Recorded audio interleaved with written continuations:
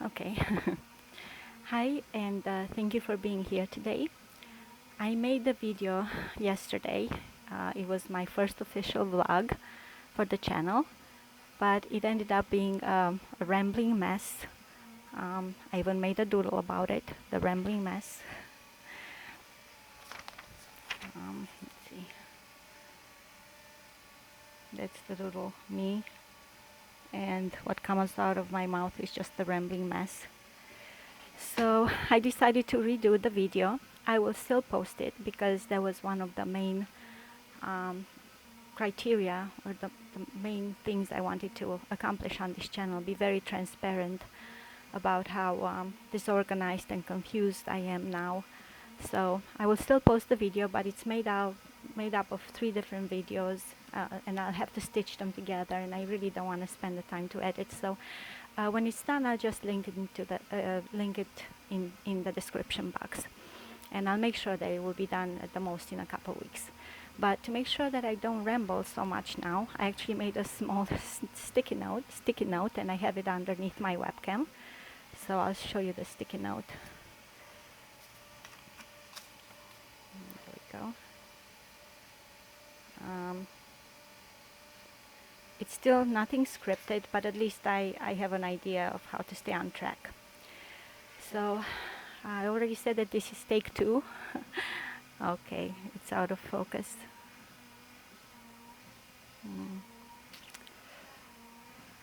Hopefully the camera will come in focus. But okay, I need to minimize the webcam. Oh, there we go. The webcam window anyway, because I wanted to share my screen with you. That's why I ended up buying a webcam. So let's see.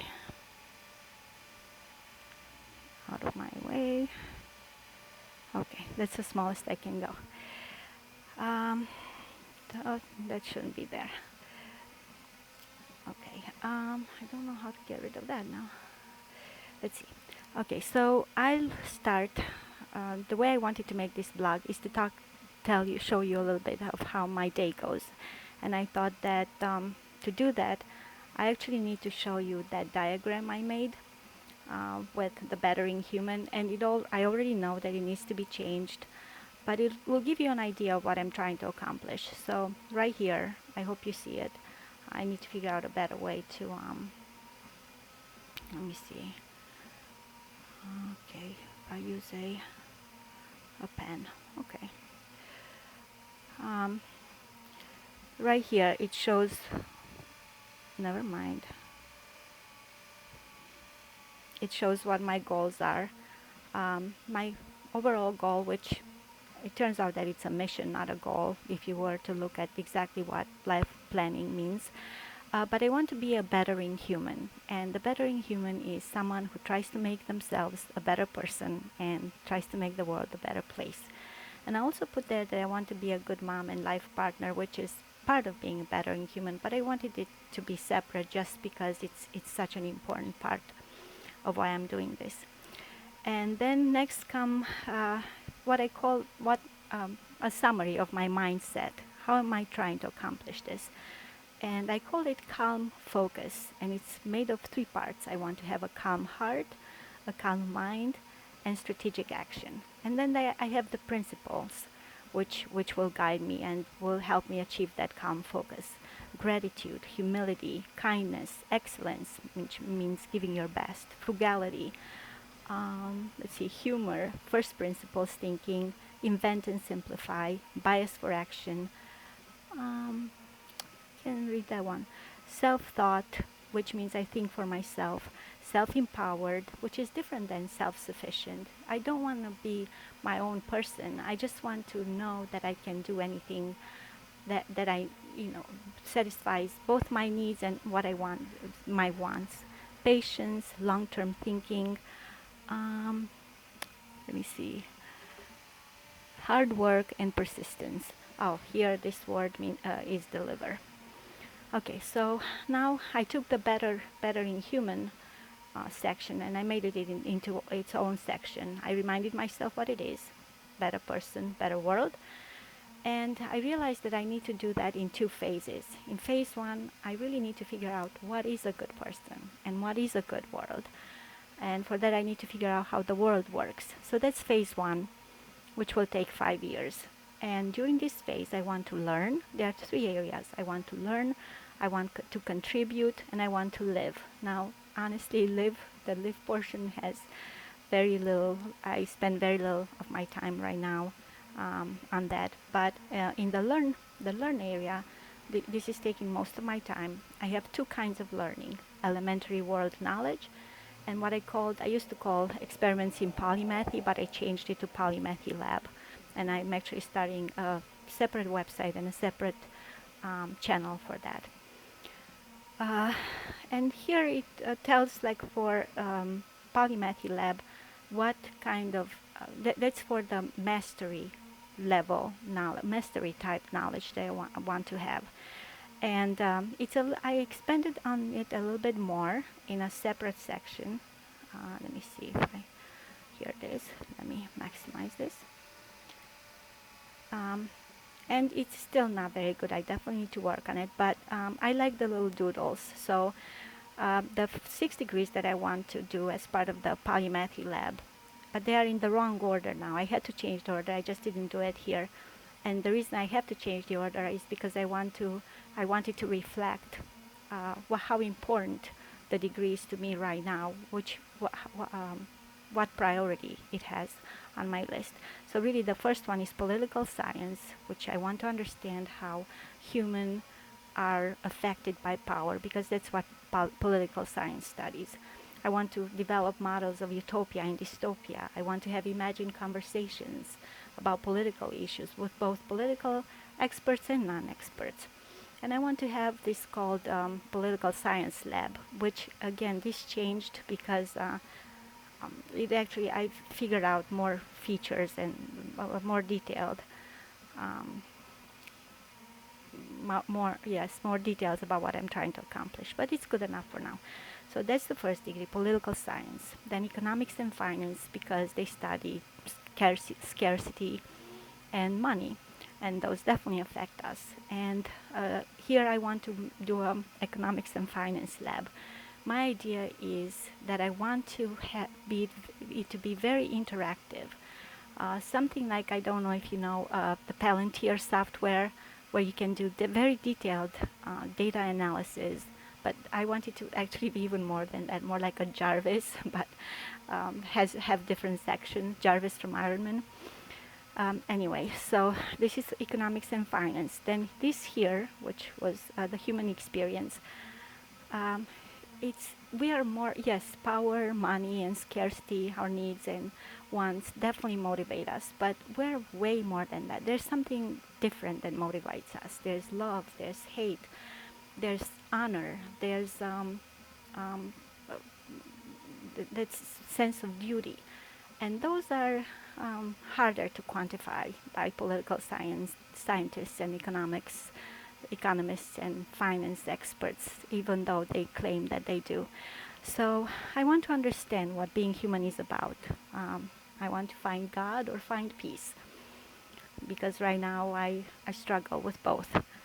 I'm an agnostic. I used to be an atheist, but now I am agnostic. So I just want to figure out what that spiritual side of us is. Then I'm doing cognitive neuroscience, because I want to figure out how to best use my brain. And yes, the goal would be to see how close I can get to a limitless kind of brain. But I'm not adventurous when it comes to experiments. I'm not willing to try pills or anything like that. I am really interested in what Neuralink is doing. I would not try that, not for the longest time if I can. So I want to see more what kind of techniques, what kind of ways of using what we already have, and make that work to the maximum. So here I said a limitless brain, how to do like healthy brain longevity, how to do like all sorts of DIY experiments, like maybe using magnetic field and all that kind of stuff. But like I said, nothing chemical. I'm not willing to do that. And then have a sort of a brain lab.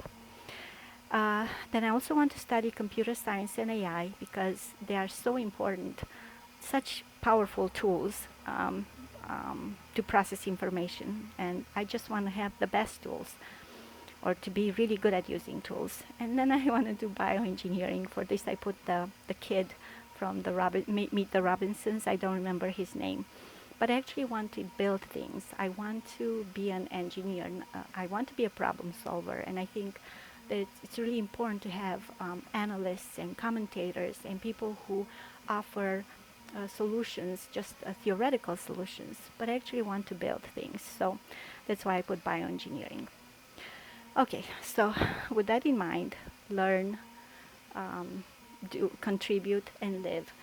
How do I actually plan my day? Well, it's very, it's very rudimentary. I still am a very much somebody who prefers analog, who prefers physical things, and I want to have the least amount of things. So I did start using a lot of documents. I won't even show you today because it's too long. But really, my everyday starts with this simple list. Like I write, let's see, I write the date and what I want to study, and what I want to do. Really, you see, there's nothing really about live there. And what I started doing actually at the end of the day, I also draw a doodle that just makes me think of what happened that day. Now, I might go out of focus again, but okay.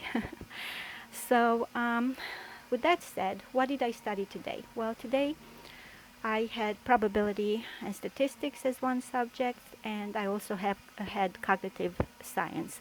I had biology, chemistry, Latin, economics and finance, but I only got to 3 of them.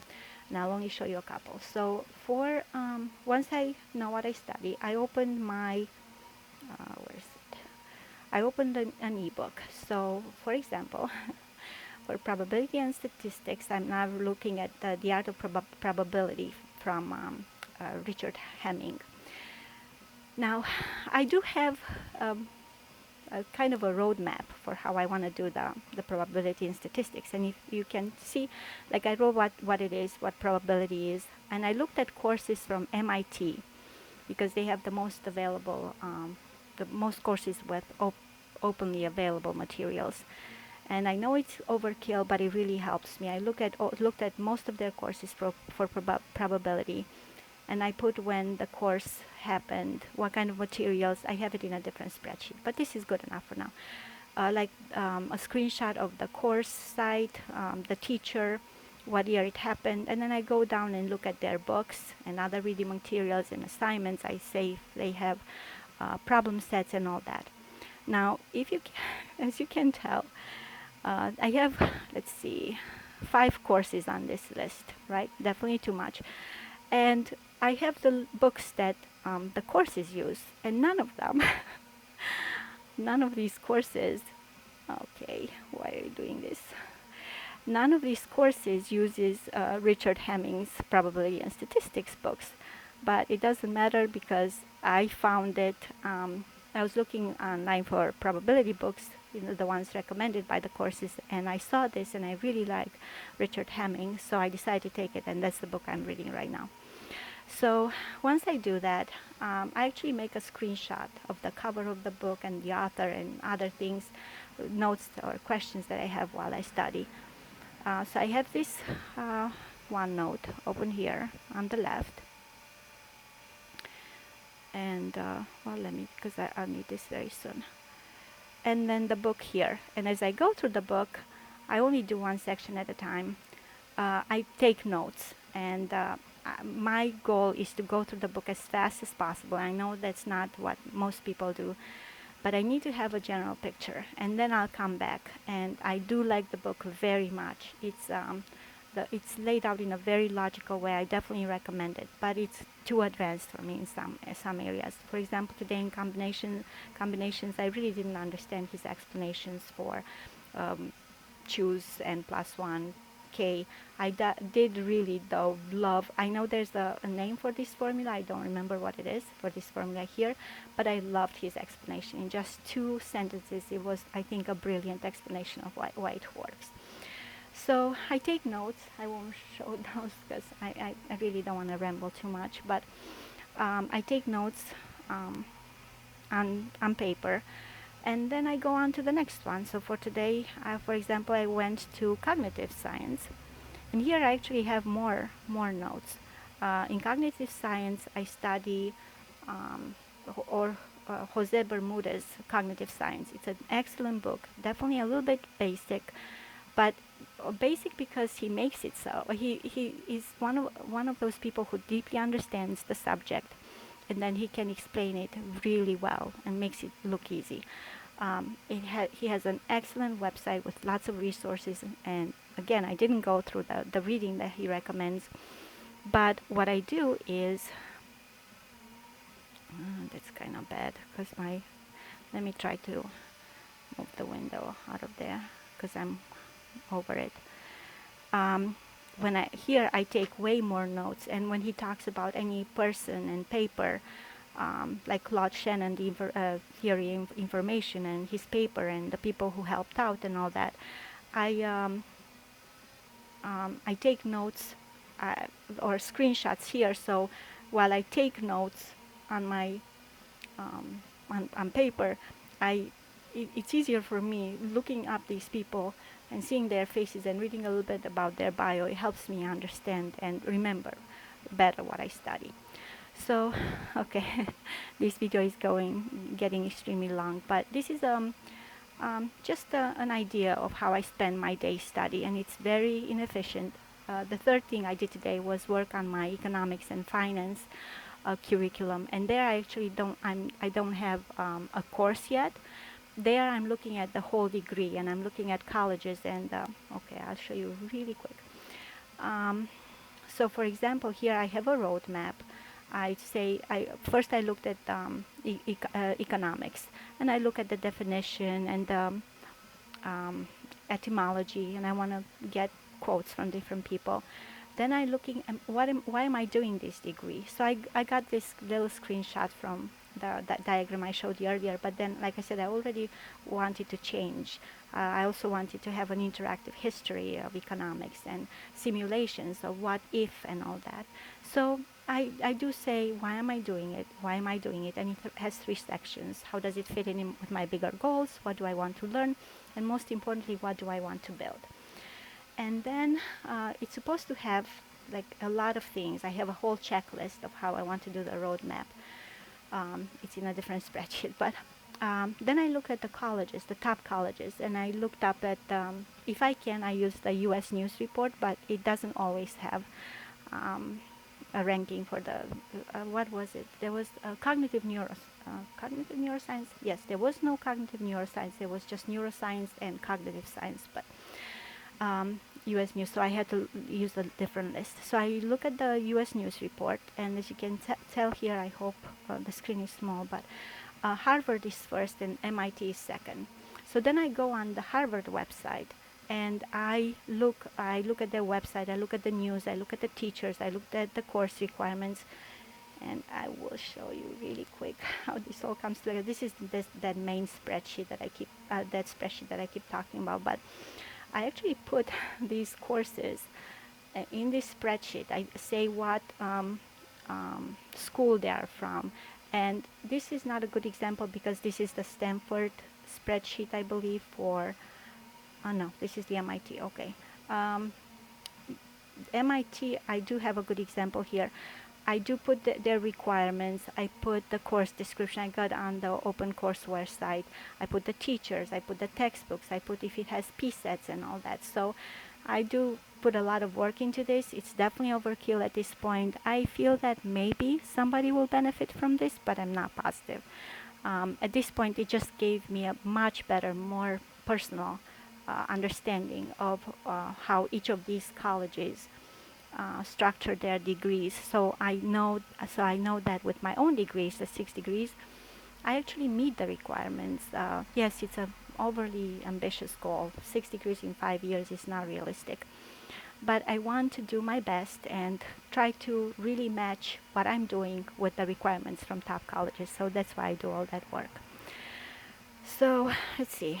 Uh, oh, I forgot to tell you why my daily plan is unrealistic. So first I said that there are definitely too many things on my list, but that pushes me to, to really focus. And then another thing that makes it unrealistic is that I get distracted very easily, as you can tell. So there are two kinds of distractions, the external distractions, and I actually started this little tab here, although it doesn't belong in my polymathy notebook, but I started a little tab because going forward, I want to be prepared for these vlogs. So I take screenshots of things that just jump to me so I can just show you because I really think it's um, these are like interesting questions. So for example, here it bothered me, what was, yes, one thing that bothers me a lot when I see it, and here is from Stanford, from Harvard Department of Economics, how we always talk about bad things in America, but good things about other countries that start with CH and end with NA. So for example, here they say how they will start, their students will learn about American inequality, but Chinese economic growth. Another thing, what was it? What's wrong with American government? And today, this actually bothered me again when from the American Economic Association, one of their headlines is exporting U.S. gangs. Well, why not a neutral title like the import and export of gangs? Because we're importing gangs. Or do immigration policies affect the cross-border movement of gangs? So those things bother me. Or this thing that I read today. I was looking at Harvard economics department, and I noticed that they had 59 faculty members, and I thought, okay, just earlier that day, during my breakfast, I watched this video from the Turing Institute about social network analysis, and it talked about how nodes that are critical in the network because they have so many connections going into that. They have the most connections going into them, so they're kind of the influencers. So if you want to destabilize a network, you take that node down, or if you want to strengthen it, you promote that node. So I was thinking, okay, so Harvard has 59 faculty members. These are 59 people who are teaching so many hundreds and hundreds of future economists that, according to Harvard, go in all fields, in obviously economics, but finance, law, business, medicine. They mentioned medicine also. So 59 people that shape the minds of our young students. I think it's both good and both bad. Bad because they have so much power, and a lot of today's teachers are, that word that gets you in trouble on YouTube, the WOKE. So it's good. So it's bad because they have that much power, but also good because that means we really only have to be aware of what 59 plus, of course, more teachers from other big universities. But it's not a lot of people that we need to know what they teach and know if we should stay away from them or be very critical, very skeptical of what they teach, or if we should promote them more. So. But yes, so I remember the video from the Turing Institute, and then also I'm reading Socrates' Republic, or Plato's Republic, and it's an excellent book. It just completely took me by surprise. But in that book, he also talks about the ideal city, and how just a small part, just the smallest group or part of itself, determines whether that city is wise or not. So that made me think of the 59 faculty members. Oh my, the time. Okay, so I'm sorry that I rambled for so long. I will probably, if I do get good at this, I will be okay with longer videos, but for now I just feel that they are a waste of time. So anyway, thank you for watching. I wish you calm focus, which you now know what means, calm mind, calm heart, and strategic action. I wish you to be kind and have a beautiful, curious, stay curious and have a beautiful day. I'll talk to you soon. Bye.